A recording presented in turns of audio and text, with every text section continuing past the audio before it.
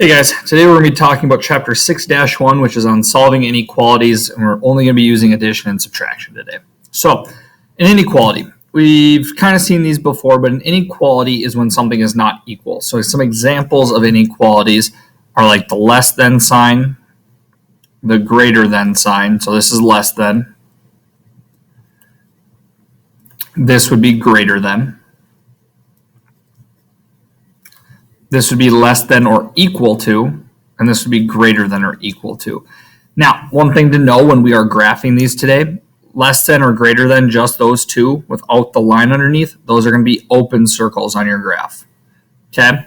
When they have a line underneath, that means they can be equal to. So when you put those on a number line, you're going to put a closed circle. Okay, and I'll show you what that looks like here in a second. So we're going to be using these and using what we know about solving equations to solve inequalities.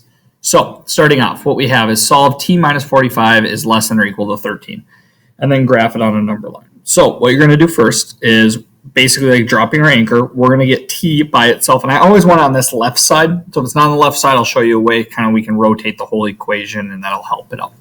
So to get rid of minus 45, we do the opposite, so plus 45 to both sides. And then you're left with t is less than or equal to 58. Now, when you graph these on the number line today, they are going to have them for you. So what we're going to do, just show this quickly, is I'm going to say 58's in the middle. Now, you need to look at the first thing, which is your sign. Okay, that means it's less than or equal to. So if t is less than or equal to 58, that means it can be anything 58 and smaller.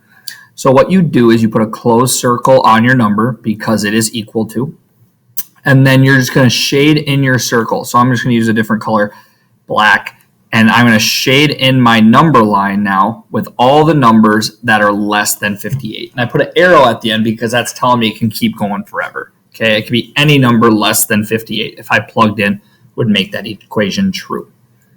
Same thing on the next one. So to get rid of minus 13, you add 13.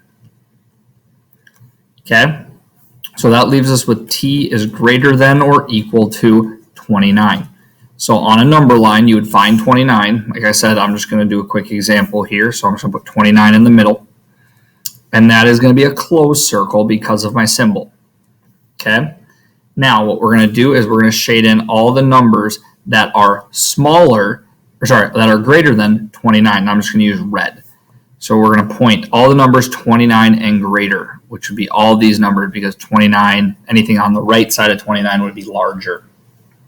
Okay, same thing on the next one. So we're going to add 459 to both sides. And then we get x is less than 558. So if you think of a number line now, okay, 558 is going to be in the middle. And what we need to do, and this is going to be an open circle. That means it does not include 558 because it has to be less than 558. And all my numbers less than 558 are going to be on the left. Left side means less than. So it's going to look like that. Okay, I believe we got one more. Okay, so you add 789 to both sides. And you're left with q is greater than, and you're going to take 789 plus 486. So you're going to take 789 plus 486. That's going to give us 1,275. So they should have a number line made for you. So if we think of a number line, and I have 1275 in the middle, this is going to be an open circle because of my symbol on my number. So instead of putting a dot, we put an open circle. Then we're going to shade all the numbers now that are larger than 1275. Larger than 1275 are going to be all the numbers on the right side. So I would shade in everything to the right. Okay? And it's the same thing with addition. So you do the opposite. So if I want to get rid of a plus 13, I subtract 13. And you're left with q is less than 32. So if you think of a number line now, like we've been doing, okay, here's 32 on my number line. It is going to be an open circle. And then we're pointing to all the numbers less than 32. So all the numbers less than 32. And that is how you solve these. You just do the opposite. So if it's adding, you subtract. If it's subtracting, you add. One little thing to note. Now, if I have an equation like this, for example, 79 is greater than 45 plus x. I'm going to rotate this whole equation around because I want x on the left side. So what that does is we have 45 plus x over here, and we have 79 over here.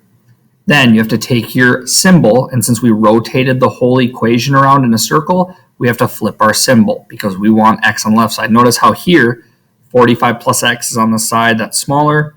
45 plus x has to stay on the side that's smaller. And that is how you do 6-1. So hopefully that's making sense. Hopefully you're understanding. Thanks for watching, guys.